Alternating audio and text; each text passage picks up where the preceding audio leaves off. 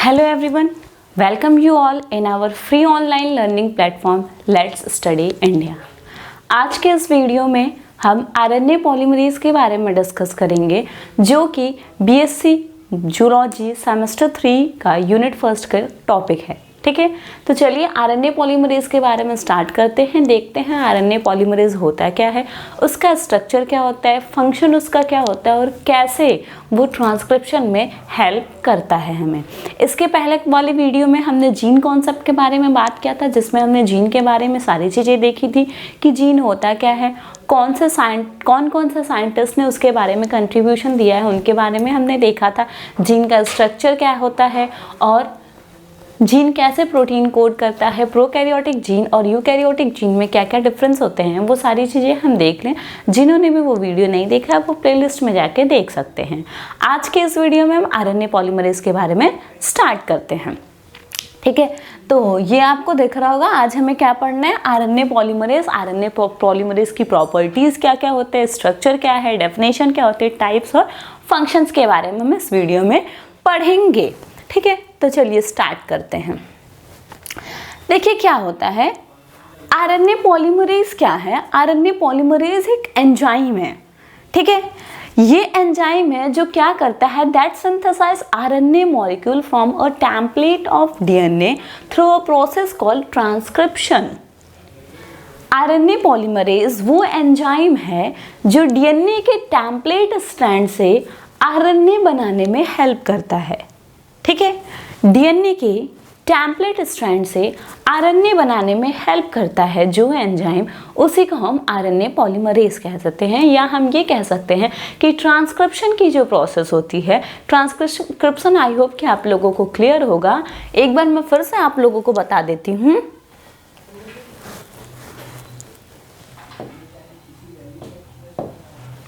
क्या होता है, डीएनए है। ठीक है, तो हम क्या करते हैं, एक डीएनए की एक प्रोसेस होती है डीएनए रेप्लिकेशन, जिससे क्या होता है डीएनए से डीएनए का ही फॉर्मेशन होता है, डीएनए की कॉपिंग होती है, ढेर सारे कॉपी, मतलब डीएनए की कॉपी तैयार होती है। एक डीएनए से दो बनेंगे नए। जैसे क्या है कि मान लीजिए ये कोई डीएनए का स्ट्रक्चर है।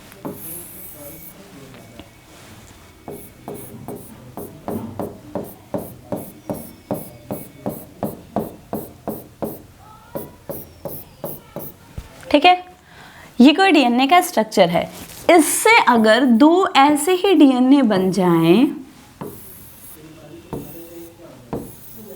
तो इस प्रोसेस को हम कहते हैं रेप्लिकेशन। तो क्या है कि डीएनए से अगर वापस से डीएनए ही बन जाए तो वो प्रोसेस क्या कहलाती है, रेप्लिकेशन।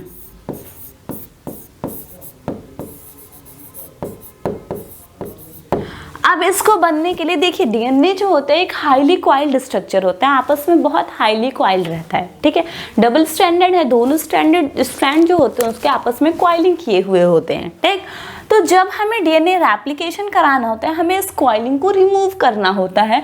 तो जब हम इस कॉइलिंग को रिमूव करते हैं तो हमें एक स्ट्रक्चर मिलता है जिसको हम कहते हैं, मतलब किस चीज़ का फॉर्मेशन होता है, रेप्लिकेशन फॉर्क का फॉर्मेशन होता है। जैसे ये डीएनए है तो ये क्या करेगा, एक ऐसे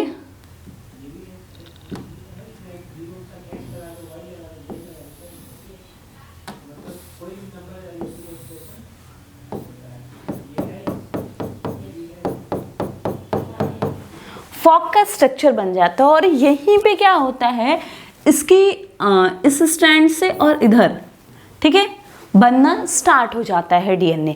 एक प्राइमर होता है, प्राइमर आके ऐड करता है और वही प्राइमर आगे बनाता जाता है। ठीक है, डीएनए।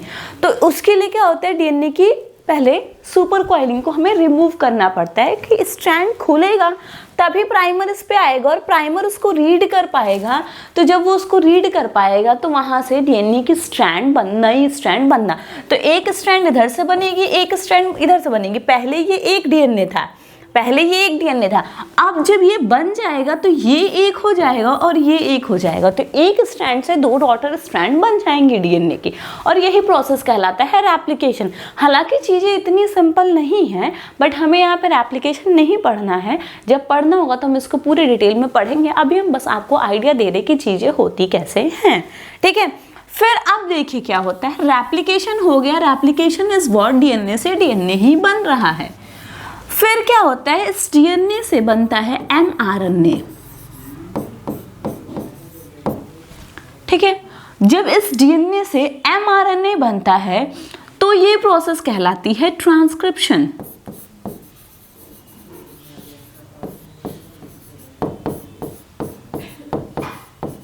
और इसी प्रोसेस में जो हमें आरएनए पॉलीमरेज पढ़ना है वो हेल्प करता है। आरएनए पॉलीमरेज ही वो एंजाइम है जो एक डीएनए से एमआरएनए को बनवाता है। अब डीएनए है डबल स्ट्रैंडेड और आरएनए है सिंगल स्ट्रैंडेड, तो हमें एक डबल स्ट्रैंडेड डीएनए से सिंगल स्ट्रैंड एमआरएनए बनाना पड़ता है। तो फिर बातें वही होंगी। ठीक है, ये ऐसे हो जाएगा और ये एक जिसको रीड करके अब मान लीजिए यहाँ पे क्या होगा कि आरएनए पॉलीमरेज आके बाइंड हो जा रहा है और वो क्या करेगा, यहाँ के सीक्वेंस को रीड करेगा। आरएनए पॉलीमरेज जब आके इस पे बाइंड हो जाएगा तो इसके सीक्वेंस को रीड करेगा। सीक्वेंस इज व्हाट, जो चारों नाइट्रोजनस बेस होते हैं ATGC। ठीक है, ये ध्यान में रखिएगा, ये डीएनए है तो डीएनए के पास यही होगा ATGC, लेकिन वहीं आरएनए रहेगा तो उसके पास क्या होगा, AUGC। ठीक है, थाइमीन की जगह पे यूरासिल आ जाएगा। तो अब मान लीजिए यहाँ पे G है, C है, C है, T है, U है, सॉरी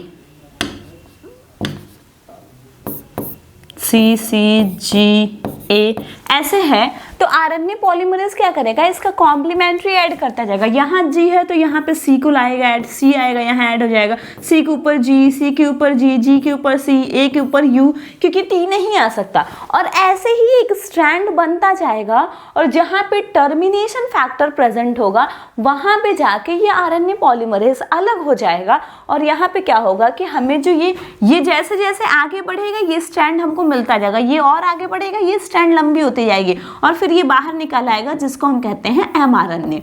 हालांकि अभी इसमें और भी काम होता है, उसके बाद फाइनली हम इसको एमआरएनए कहते हैं।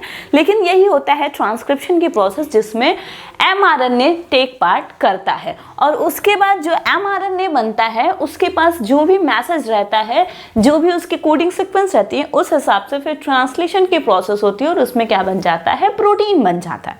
ठीक है, तो देखिए क्या है, RNA polymerase is a multi-unit enzyme that synthesizes RNA molecule from a template of DNA through a process called transcription. RNA polymerase एक मल्टी यूनिट एंजाइम है जो क्या सिंथेसाइज करता है, RNA। किससे RNA को सिंथेसाइज करता है, DNA के टेम्पलेट स्ट्रैंड से। और इस प्रोसेस को हम कहते हैं क्या, ट्रांसक्रिप्शन। क्या कहते हैं, ट्रांसक्रिप्शन कहते हैं।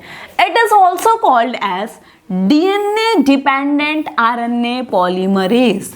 इसको हम एक और नाम देते हैं DNA डिपेंडेंट RNA पॉलीमरेज। क्यों हम इसको कह रहे हैं DNA डिपेंडेंट DNA पॉलीमरेज? देखिए, पॉलीमरेज एक RNA पॉलीमरेज होता है, DNA पॉलीमरेज भी होता है। DNA पॉलीमरेज को हम कहते हैं DNA डिपेंडेंट DNA पॉलीमरेज और वहीं RNA पॉलीमरेज को हम कहते हैं DNA डिपेंडेंट RNA पॉलीमरेज।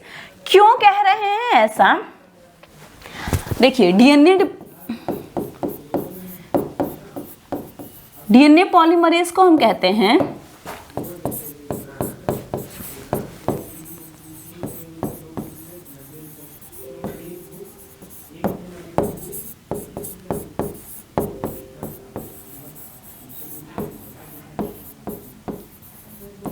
वही RNA पॉलीमरेज को हम कहते हैं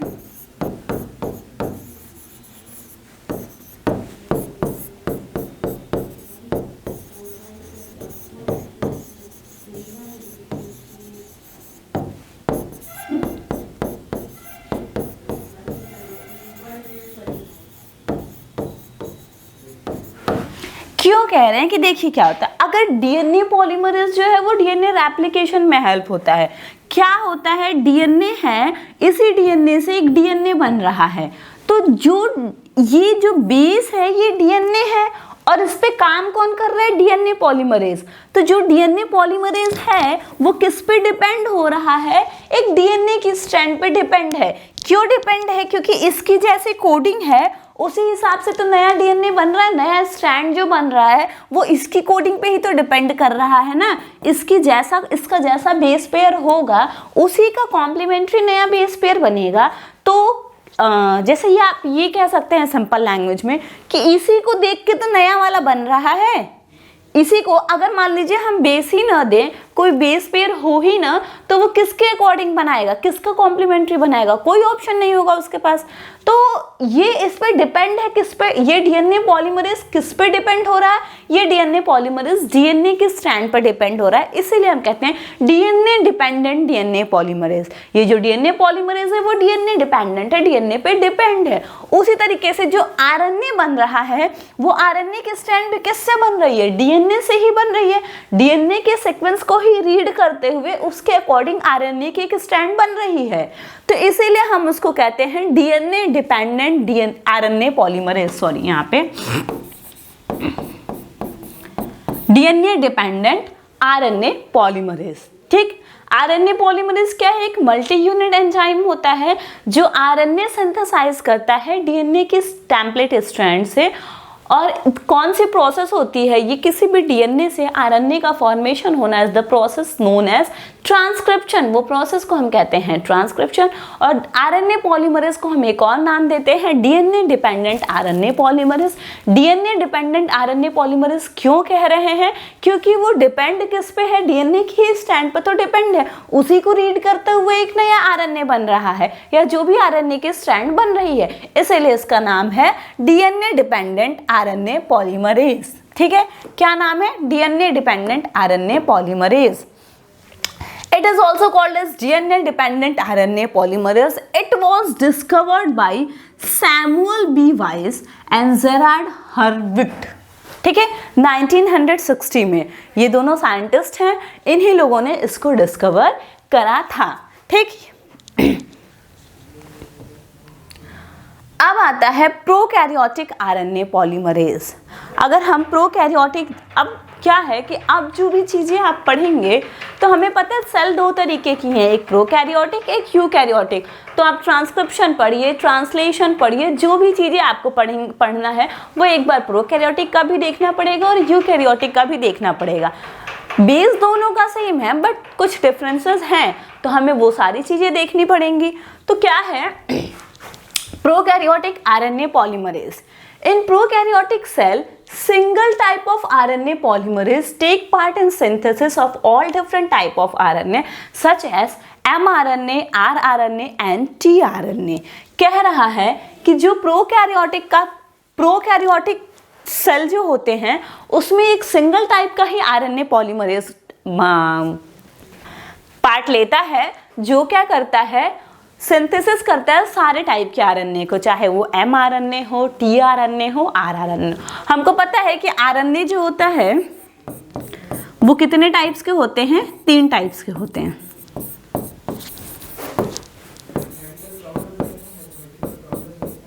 mRNA, rRNA, tRNA। mRNA को कहते हैं मैसेंजर आरएनए,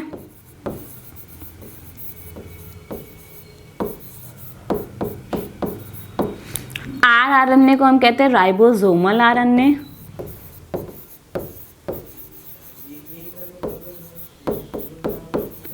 और tRNA को हम कहते हैं ट्रांसक्रिप्शनल आरएनए। ठीक है, तो ये जो प्रोकैरियोटिक सेल होता है इसमें क्या होता है? जो ट्रांसक्रिप्शन की प्रोसेस होती है हम कह सकते हैं, या जो आरएनए पॉलीमरेज जो ट्रांसक्रिप्शन की प्रोसेस करा रहा है वो एक ही टाइप का आरएनए पॉलीमरेज होता है और वो हर टाइप के आरएनएस को बना देता है, चाहे वो rRNA हो, चाहे वो tRNA हो, चाहे वो mRNA हो। ठीक, तो एक ही पॉलीमरेज टेक पार्ट ले रहा और वो सारे तरीके के आरएनए को बना दे रहा है। ठीक, थोड़ा गरीब टाइप से बेचारा एक ही से सारा काम चला ले रहा है। वहीं अमीर लोगों का नहीं भाई, मेरे बड़े लड़के के लिए अलग ट्यूटर चाहिए, छोटे लड़के के लिए अलग चाहिए, लड़की के लिए अलग चाहिए। लेकिन यहाँ पे ये क्या है, मिडिल क्लास लोग हैं भैया, एक ही आइए सबको पढ़ा के जाइए। ठीक है, तो यहाँ पे क्या हो रहा है, प्रोकैरियोटिक सेल में single type of RNA polymerase that take part in synthesis of all different types of RNA such as mRNA, rRNA and tRNA. Okay, ये देखिए आपको नीचे एक फिगर दिख रहा होगा, इसमें क्या हो रहा है, ये क्या है, डीएनए, ये हुई एक डीएनए की स्ट्रैंड। अब यहाँ पे क्या हो रहा है, यहाँ पे ट्रांसक्रिप्शन स्टार्ट करना है, ठीक। तो दो स्ट्रैंड हो गई, एक को हम कह रहे हैं कोडिंग स्ट्रैंड और दूसरे को हम कह रहे हैं टेम्पलेट स्ट्रैंड। जो टेम्पलेट स्ट्रैंड होता है उसी को रीड करके आरएनए की स्ट्रैंड बनती है, ठीक। कोडिंग स्ट्रैंड को नहीं रीड किया जाता है, रीड कौन होता है, टेम्पलेट स्ट्रैंड। और जो आरएनए बनने की जो प्रोसेस होती है वो कौन सी होती है, 3 प्राइम टू 5 प्राइम डायरेक्शन, ठीक। देखिए यहाँ पे क्या हो रहा है, आपको एक दिख रहा होगा, ये डिंग डिंग, ये यहाँ तक जा रहा है, इसी को कह रहे हैं नेसेंट आरएनए। ये क्या हो रहा है, ये देखिए आरएनए पॉलीमरेज है हमारा, ये सबसे पहले यहाँ बाइंड हुआ होगा और यहाँ से वो चलते चलते चलते चलते चलते चलते यहाँ पहुँच गया है, और जितनी दूर वो पहुँचा है उतनी दूर देखिए आरएनए की स्ट्रैंड बन के बाहर लटक रहेंगे, और जैसे ही ये टर्मिनेटर साइड पे जाएगा वहाँ पे ये अलग हो जाएगा और ये स्ट्रैंड जो होंगी वो निकल के बाहर आ जाएंगी। और जहाँ पे जैसे अब हमने क्या कहा था कि ये एक स्ट्रक्चर होता है जो आपस में बहुत हाईली क्वाइल होता है। अब मान लीजिए यहाँ पे क्या हो रहा है कि ट्रांसक्रिप्शन होना है तो यहाँ पे ये थोड़ा ओपन रहेगा, और जैसे ही यहाँ पे ट्रांसक्रिप्शन हो रहा है, जैसे ही ये पीछे जाएगा वापस से ये अपने अंदर क्वाइलिंग कर लेगा, और ये बबल जो है वो आगे शिफ्ट होता जाएगा, शिफ्ट होते जाते पीछे से क्वाइलिंग बढ़ती जाएगी, और यहाँ पे क्या होगा, एक आरएनए की स्ट्रैंड भी बनती जाएगी। और ये जो फुला वाला एरिया होता है इसको हम क्या कहते हैं, इसको हम कहते हैं ट्रांसक्रिप्शनल बबल। क्या होता है, ट्रांसक्रिप्शनल बबल, मतलब बबल की तरह बन गया है और उस बबल के अंदर हो क्या रहा है, ट्रांसक्रिप्शन हो रहा है, तो इसलिए हम उसको कहते हैं ट्रांसक्रिप्शनल बबल। अब ये है डायरेक्शन ऑफ पॉलीमराइजेशन। पॉलीमराइजेशन की डायरेक्शन क्या है, इधर जा रही है, मतलब टुवर्ड्स 5 प्राइम एंड। देखिए ये दिख रहा है 3 प्राइम एंड और ये 5 प्राइम एंड, और हमें बनाना किससे है, टेम्पलेट स्ट्रैंड से। तो हम इसी स्ट्रैंड का डायरेक्शन देखेंगे, तो जो डायरेक्शन होता है वो ऑलवेज क्या होता है, 3 प्राइम टू 5 प्राइम। 3 प्राइम से स्टार्ट हो रहा है, 5 प्राइम की तरफ जा रहा है, और ये आरएनए पॉलीमरेज है जो बाइंड हुआ है और काम आपका कर रहा है, और एक नेसेंट आरएनए की स्ट्रैंड हमको उससे मिल रही है, ठीक। ये हो गया प्रोकैरियोटिक आरएनए पॉलीमरेज के बारे में। देख लीजिए एक बार, जो भी चीजें बताई गई हैं वो समझ में आ रही है कि नहीं, हर वर्ड्स को बता दिया गया ताकि आपको कोई भी कंफ्यूजन नहीं हो, ठीक। फिर आता है यूकैरियोटिक आरएनए पॉलीमरेज। क्या है, eukaryotic RNA polymerase. Prokaryotic RNA polymerase तो बहुत ही सिंपल था, एक ही टाइप का था, वो हर टाइप के आरएनए को बना दे रहा था, mRNA, tRNA, rRNA, but eukaryotic is little bit difficult, ठीक। Eukaryotic cell have 5 different types of RNA. Eukaryotic cells जो होते हैं उनके पास 5 अलग अलग तरीके के आरएनए होते हैं। नॉर्मल किसी भी बुक में आप देखेंगे तो हो सकता है आपको दिखे कि 3 ही टाइप लिखा हुआ है, RNA polymerase 1, polymerase 2 and polymerase 3। लेकिन बहुत सी बुक में आप देखेंगे, किसी एडवांस बुक में या एनसीईआरटी में देखेंगे तो आपको दिखेगा कि आरएनए पॉलीमरेज जो होते हैं वो 5 तरीके के होते हैं, ठीक। Polymerase which take part in synthesis of different types of RNA. यहाँ पे क्या हो रहा है, वहां पे क्या हो रहा था, एक आरएनए पॉलीमरेज था जो हर तरीके की आरएनए को बना रहा था, लेकिन यहाँ पे क्या है, 5 तरीके के आरएनए पॉलीमरेज हैं जो अलग अलग आरएनए पॉलीमरेज अलग अलग आरएनए के फॉर्मेशन में हेल्प करेंगे, ठीक। In eukaryotic additional RNA polymerase present in the mitochondria and chloroplast। अगर हम यूकैरियोटिक सेल की या यूकैरियोटिक ऑर्गेनिज्म की बात करें तो उनका जो माइटोकॉन्ड्रिया और क्लोरोप्लास्ट होता है उसमें हमें एडिशनल आरएनए पॉलीमरेज देखने को मिलते हैं। 5 आरएनए पॉलीमरेज तो पहले ही हैं आरएनए के सिंथेसिस के लिए, लेकिन माइटोकॉन्ड्रिया और क्लोरोप्लास्ट में अगर हम देखेंगे तो हमें एडिशनल आरएनए पॉलीमरेज भी देखने को मिलते हैं, ठीक।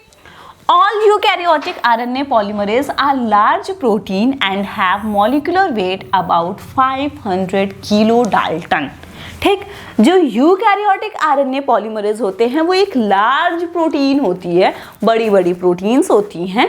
ठीक, और इनका जो मॉलिक्यूलर वेट होता है वो लगभग 500 किलो डाल्टन के बराबर होता है।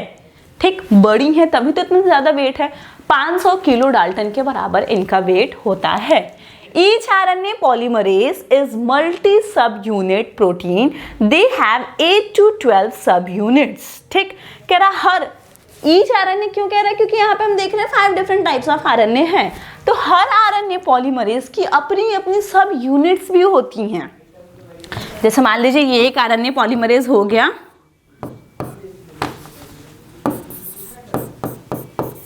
तो इनकी भी कुछ कुछ अपनी सब यूनिट होंगी, अल्फा हो जाए, बीटा हो जाए, गामा हो जाए, या कुछ भी मान लीजिए। ठीक है, तो ये है फर्दर इनकी भी अपनी अपनी सब यूनिट है, और देखा जाए तो लगभग 8 से 12 सब यूनिट मोस्ट प्रोबेबली देखने को मिलता है। ठीक, तो यूकैरियोटिक आरएनए पॉलीमरेज की बात करें तो क्या क्या है, यूकैरियोटिक आरएनए पॉलीमरेज के पास 5 डिफरेंट टाइप्स के आरएनए पॉलीमरेज होते हैं। अगर हम यूकैरियोटिक सेल्स की बात कर रहे हैं तो माइटोकॉन्ड्रिया और क्लोरोप्लास्ट में एडिशनल आरएनए पॉलीमरेज भी प्रेजेंट होते हैं। यूकैरियोटिक आरएनए पॉलीमरेज जो होते हैं वो लंबी बड़ी बड़ी प्रोटीन्स से मिलकर बने होते हैं, या प्रोटीन्स बहुत बड़े बड़े लार्ज प्रोटीन्स होते हैं, और उनका मॉलिक्यूलर वेट जो होता है वो 5 किलो डाल्टन का होता है। और हर आरएनए पॉलीमरेज की अपनी सब यूनिट्स भी होती हैं, जो लगभग 8 to 12 सब यूनिट्स होती हैं। ठीक,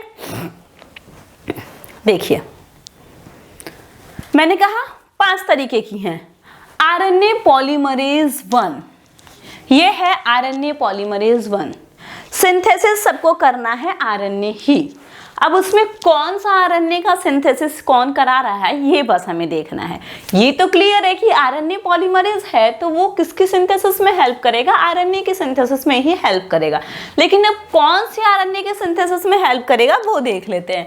तो आरएनए पॉलीमरेज 1 जो है यूकैरियोटिक का, वो क्या करता है synthesis 5.8S, 18S, 28S of RNA, ribosomal RNA के 5.8S, 18S and 28S RNA को का सिंथेसिस कराता है। ठीक है, तो हम ये कह सकते हैं कि आरएनए पॉलीमरेज 1 जो है वो आरएनए राइबोसोमल आरएनए के सिंथेसिस में हेल्प करता है। उसमें कौन कौन सा 5.8S, 18S and 28S RNA का सिंथेसिस वो कराता है। आरएनए पॉलीमरेज सेकंड की बात करें तो ये क्या करता है, एचएनआरएनए और एमआरएनए के फॉर्मेशन में हेल्प करता है। ठीक है, एचएनआरएनए पहला वाला जो था वो आरआरएनए कर रहा है। आरआरएनए में कौन कौन सा आरएनए, 5.8, 18 एंड 28, 8, जिसमें तीनों में 8 आ रहे हैं, 5.8, 18, 28। तो आरआरएनए के लिए समझ लीजिए कि 8 जो है वो लकी नंबर है, वो 8 को लेके चलेगा ही चलेगा। 5.8S, 18S and 28S RNA है। ठीक, सेकंड की बात करें तो ये एमआरएनए और एचएनआरएनए का फॉर्मेशन करता है। फिर आरएनए पॉलीमरेज थर्ड की बात करें तो ये क्या करते हैं, टीआरएनए बना रहे हैं। पहला वाला आरआरएनए, दूसरा वाला एमआरएनए, साथ में एचएनआरएनए, तीसरा वाला जो है वो टीआरएनए, और टीआरएनए का कौन 5S, और टीआरएनए के साथ 5S rRNA and small stable RNA जिसको हम siRNA कहते हैं। क्या है, स्मॉल स्टेबल आरएनए। ठीक है, फिर है आरएनए पॉलीमरेज 4th और 5th की बात आ रही है। ये तीनों तो हर जगह आपको कॉमनली दिखेंगे किसी भी बुक में, बट आरएनए पॉलीमरेज 4 और 5 भी होते हैं जो सिर्फ प्लांट्स में पाए जाते हैं। And synthesis siRNA, small interfering RNA. ठीक, सिर्फ प्लांट में पाए जाते हैं, और सिंथेसिस किसका करते हैं, siRNA का। siRNA is what, small interfering RNA. Okay, अब देखिए मैंने कहा था इसके पहले वाले स्लाइड में हम देख रहे थे हर आरएनए की अपनी सब यूनिट्स होती हैं, तो इनकी भी कुछ अपनी सब यूनिट्स हैं। देख लेते हैं क्या क्या हैं। ये देखिए आ गई सब यूनिट्स की बात। Alpha, beta, beta dash, sigma. ठीक, क्या क्या है, अल्फा, बीटा, बीटा प्राइम या बीटा डैश और सिग्मा, ये इनकी सब यूनिट है। सब यूनिट के बाद अगर इनके साइज की बात करें तो अल्फा की साइज जो होती है वो 36.5 किलो डाल्टन की होती है। इस पे लिखने का 36.5 किलो डाल्टन की साइज होती है। बीटा की बात करें तो 151 किलो डाल्टन की साइज होती है। बीटा प्राइम की 155 किलो डाल्टन की साइज हो रही है और सिग्मा की कितनी होती है 70 किलो डाल्टन की साइज हो रही है। ठीक, क्या है alpha, beta, beta prime and sigma. अब क्या करें, हर सब यूनिट के कितने कितने मॉलिक्यूल्स जो होते हैं वो ट्रांसक्रिप्शन की प्रोसेस में इन्वॉल्व होते हैं। तो अल्फा के 2 मॉलिक्यूल्स इन्वॉल्व होते हैं, बाकी सब के एक एक इन्वॉल्व होते हैं। 2 अल्फा के हो गए, एक बीटा के, बीटा प्राइम के और सिग्मा के। ठीक, एक ओमेगा भी होता है कभी कभी। ठीक है, अब इन सब का फंक्शन क्या है। अल्फा सब यूनिट जो है, अल्फा सब यूनिट काम क्या कर रहा है, ये करता है chain initiation and interaction with regulatory proteins.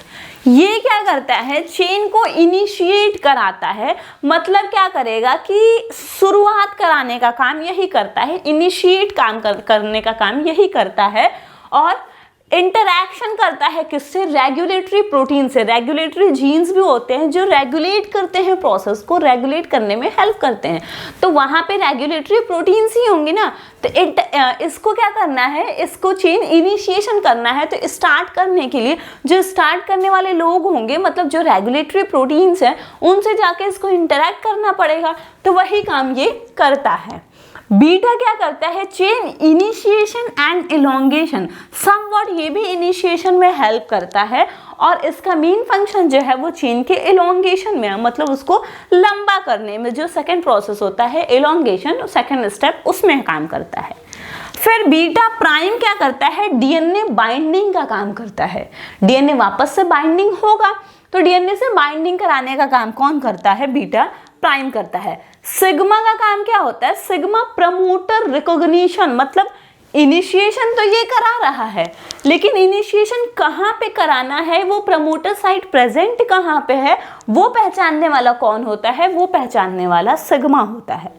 और ये सारे जो हैं, ये सारे सब यूनिट्स जो हैं वो आपस में मिलके एक एंजाइम बनाते हैं जिनको हम क्या कहते हैं, होलो एंजाइम। क्या कहते हैं, होलो एंजाइम।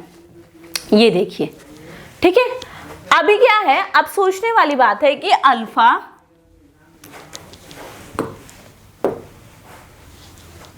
अल्फा, अल्फा 2 ठो है, बीटा, बीटा प्राइम और ओमेगा, ये पांचों आपस में जुड़ के एक एंजाइम बनाते हैं जिसको हम कहते हैं कोर एंजाइम। क्या कहलाते हैं, कोर एंजाइम।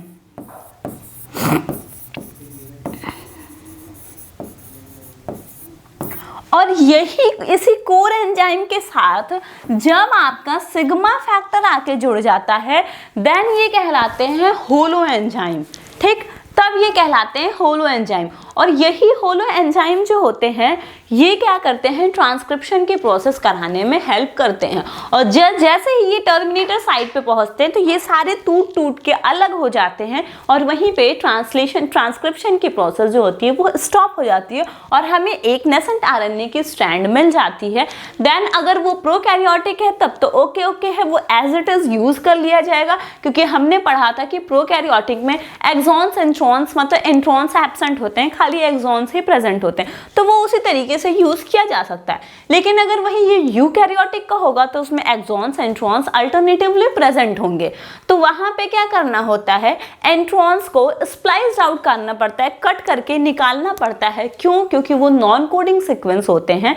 तो वो जो मेथड होता है उसको हम कहते हैं पोस्ट मॉडिफिकेशनल ट्रांसक्रिप्शन, मतलब ट्रांसक्रिप्शन के बाद मॉडिफिकेशन होता है थोड़ा सा, देन वो नेसेंट आरएनए जो होता है उसको हम तब जाकर के एमआरएनए कहते हैं। ठीक है, तो ये सारी बातें हैं। अब चलिए जरा हम ये भी देख लेते हैं कि कैसे ट्रांसक्रिप्शन की प्रोसेस होती है किसी भी स्ट्रैंड पे। ठीक, ये देखिए, ये एक एनिमेशन है जिससे आपको ये चीज़ें क्लियर हो जाएंगी कि कैसे ये प्रोसेस हो रहा है।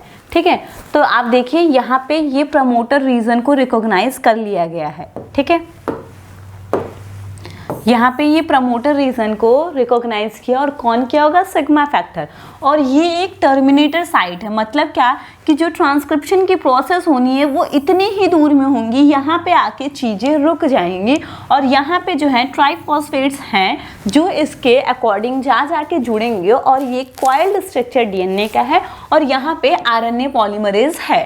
ठीक, तो चलिए देखते हैं कैसे ये प्रोसेस हो रहा है।